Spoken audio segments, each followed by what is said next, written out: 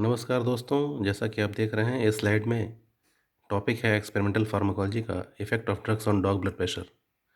इसका एक वीडियो मैं ऑलरेडी दे चुका हूँ अपने यूट्यूब चैनल पर। कुछ स्टूडेंट्स का रिक्वेस्ट था कि इससे रिलेटेड ग्राफ को डिस्कस किया जाए, इसलिए यह प्रेजेंटेशन में दोबारा ग्राफ को इंक्लूड करते हुए बना रहा हूँ। उम्मीद करता हूँ कि MBBS के स्टूडेंट्स, MD फार्माकोलॉजी और B फार्म M फार्म के स्टूडेंट्स इससे लाभान्वित होंगे। इसमें ज़्यादा रेफरेंस के लिए आप इस बुक की हेल्प ले सकते हैं। तो हमारा पहला ग्राफ है जिसमें डॉग ब्लड प्रेशर पे इन दवाओं का इफेक्ट देखा गया है। ये दवाइयाँ हैं एपिनेफ्रिन, फेंटोलामीन, प्रोप्रानोल। तो आप देख सकते हैं कि पहले कर्व में एपिनेफ्रिन का इफेक्ट दिखाया गया है। एपिनेफ्रिन जो कि अल्फ़ा और बीटा रिसेप्टर पे एगोनिस्ट होती है। जब डॉग में हम फीमोरल वेन के थ्रू इस ड्रग को इंजेक्ट करते हैं तो अल्फ़ा 1, अल्फ़ा 2 और बीटा 1 रिसेप्टर की एक्शन की वजह से ब्लड प्रेशर बढ़ता है, लेकिन कुछ देर के बाद ब्लड में एड्रेनलिन मेटाबोलाइज होती है और उसका लेवल कम हो जाता है, जिससे कि बीटा 2 इफेक्ट बचता है और वैसोडायलेशन की वजह से ब्लड प्रेशर थोड़ा सा कम होता है। यानी आप देख सकते हैं कि initial rise and subsequent fall. Adrenaline के या एपिनेफ्रिन के इस तरह के प्रभाव को बाइफेजिक रिस्पॉन्स कहते हैं। इसके बाद आप देख सकते हैं कि फेंटोलामीन इंजेक्ट की गई है। फेंटोलामीन जो कि अल्फ़ा ब्लॉकर है और यह दवा डॉग ब्लड प्रेशर को कम करती है, क्योंकि यह अल्फ़ा रिसेप्टर्स को ब्लॉक करके वैसोडायलेशन कर देती है, ब्लड प्रेशर फॉल होता है। लेकिन अल्फ़ा ब्लॉकर देने के बाद अगर पुनः दोबारा एपिनेफ्रिन को इंजेक्ट किया जाए एनिमल में, तो जो प्रेशर इफेक्ट है अल्फ़ा रिसेप्टर की वजह से वो नहीं आता और केवल बीटा 2 इफेक्ट आता है और वैसोडायलेशन की वजह से ब्लड प्रेशर फॉल होता है।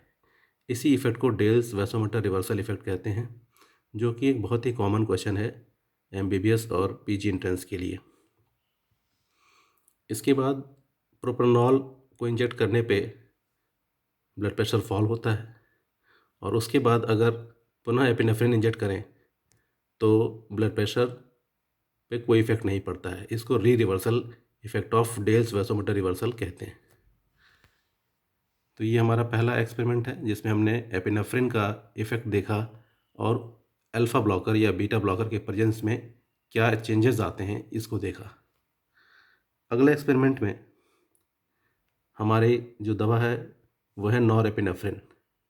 जैसा कि हम जानते हैं कि नॉरएपिनेफ्रिन अल्फ़ा 1, अल्फ़ा 2 और बीटा 1 रिसेप्टर पे काम करती है। इसमें बीटा 2 इफेक्ट नहीं होता है, तो यह बाइफेजिक रिस्पॉन्स या डेल्स रिवर्सल फिनोमेना नहीं दिखाती। इसमें केवल प्रेशर रिस्पॉन्स आता है। तो नॉरएपिनेफ्रिन का प्रेशर रिस्पॉन्स फेंटोलामीन के प्रेजेंस में समाप्त हो जाता है। क्यों? क्योंकि नॉरएपिनेफ्रिन का मेनली अल्फ़ा एक्शन जो प्रेशर एक्शन है वो अल्फ़ा ब्लॉकर फेंटोलामीन के प्रेजेंस में नहीं दिखता है। अगले एक्सपेरिमेंट में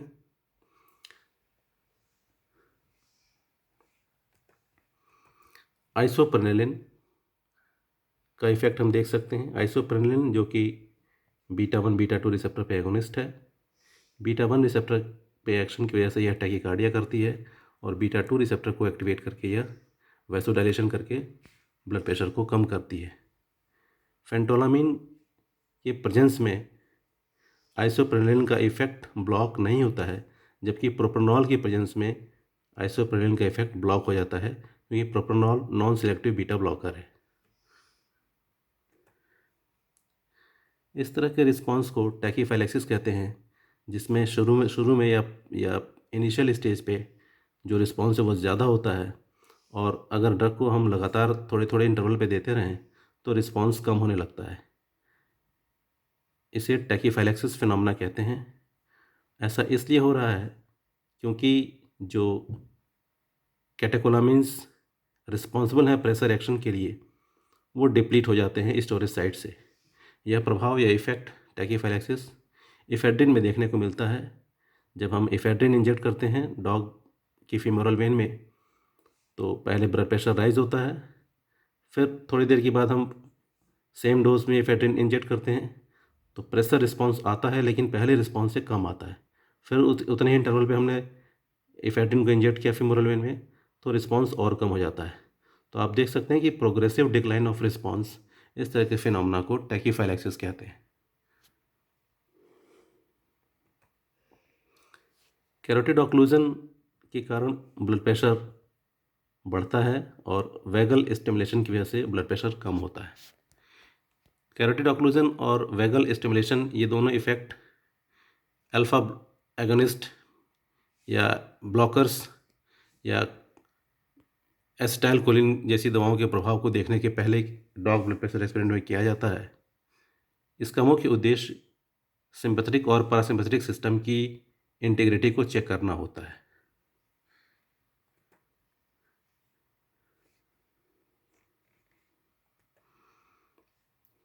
जैसा हमने बताया डेल्स वैसोमोटर रिवर्सल, जिसमें एड्रेनालिन आप देख रहे हैं, पॉइंट ए पे एड्रेनालिन दी गई है, पॉइंट बी पे नॉरएपिनेफ्रिन या नॉरएड्रेनालिन दी गई है और पॉइंट सी पे आइसोप्रेनालिन दी गई है। स्टार वाली पोजीशन पे अल्फा ब्लॉकर देने के बाद एड्रेनालिन का प्रेशर रिस्पॉन्स डिप्रेशर रिस्पॉन्स में कन्वर्ट हो जाता है।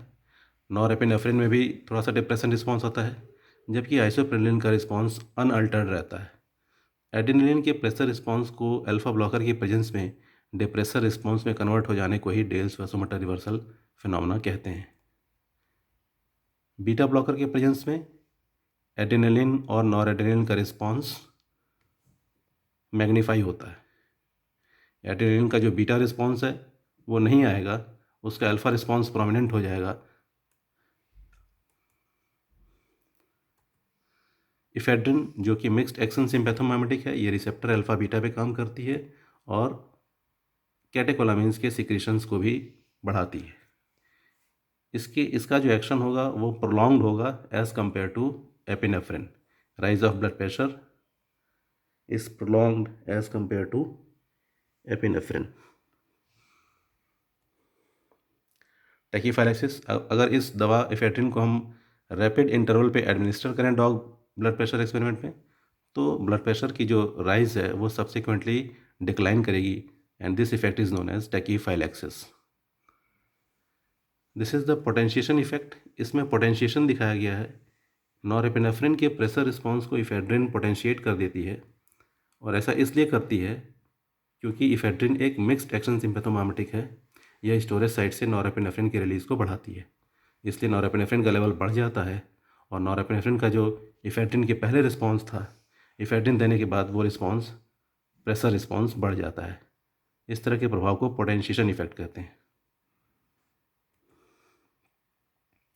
उसी तरह से एसिटिलकोलिन का पोटेंशिएशन एंटीकोलिनिस्टेज ड्रग जैसे कि फाइसोस्टिग्मिन से देख सकते हैं। आप देख सकते हैं कि इस ग्राफ में पॉइंट ए पे कार्बाकॉल दिया गया है, पॉइंट बी पे पाइलोकार्पिन और पॉइंट सी पे एसिटिलकोलिन दिया गया है। लेकिन एंटीकोलिनिस्टेज ड्रग फाइसोस्टिग्मिन देने के बाद केवल एसिटिलकोलिन का इफेक्ट पोटेंशिएट हो रहा है पॉइंट सी। कार्बाकॉल और पाइलोकार्पिन जो कि कोलिनिस्टेज एंजाइम से मेटाबोलाइज नहीं होते हैं, इसलिए उनका प्रभाव अनअल्टर्ड रहता है एंटीकोलिनिस्टेज दवा के बाद भी। जबकि एसिटिलकोलिन जो कि कोलिनिस्टेज एंजाइम से मेटाबोलाइज होती है, अगर हम एंटीकोलिनिस्टेज फाइसोस्टिग्मिन देते हैं तो इसका इफेक्ट बढ़ जाता है, डिप्रेशर रिस्पॉन्स बढ़ जाता है, यानी फॉल इन ब्लड प्रेशर ज़्यादा मिलेगा और इस तरह के प्रभाव को पोटेंशिएशन इफेक्ट कहते हैं। इसके बाद एक बहुत ही महत्वपूर्ण इम्पॉर्टेंट ग्राफ देखने को मिलता है, वो है निकोटिनिक एक्शन ऑफ एसिटिलकोलिन। इसमें आप देख सकते हैं कि एसिटिलकोलिन अगर डॉग में 2 to 5 या 5 to 10 माइक्रोग्राम पर किलोग्राम बॉडी वेट की रेंज में देते हैं तो यह ब्लड प्रेशर और हार्ट रेट को एनुअल में कम करती है। इसके बाद हमने एट्रोपिन दिया 2 मिलीग्राम पर किलोग्राम बॉडी वेट की रेंज में। एट्रोपिन का ब्लड प्रेशर में कोई ख़ास प्रभाव नहीं होता है, लेकिन ये टैकीकार्डिया करती है। इसके बाद जब एसिटिलकोलिन रिपीट करते हैं सेम डोज में, तो एसिटिलकोलिन अपना प्रभाव नहीं दिखा पाती क्योंकि मस्करेनिक साइट्स को एट्रोपिन ने ब्लॉक कर दिया है।